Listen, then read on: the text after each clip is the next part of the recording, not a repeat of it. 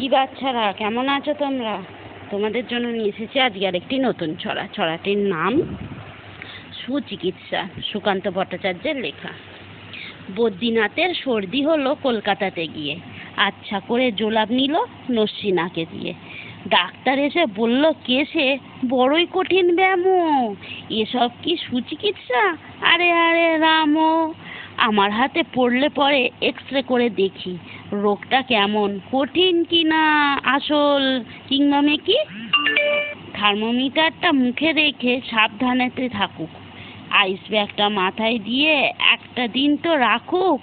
ইঞ্জেকশনটা নিতে হবে, অক্সিজেনটা পরে, তারপরেতে দেখবো এ রোগ থাকে কেমন করে। পল্লীগ্রামের বদ্রীনাথ অবাক হলো ভারী, সর্দি হলে এমন তর, ধন্য ডাক্তারি।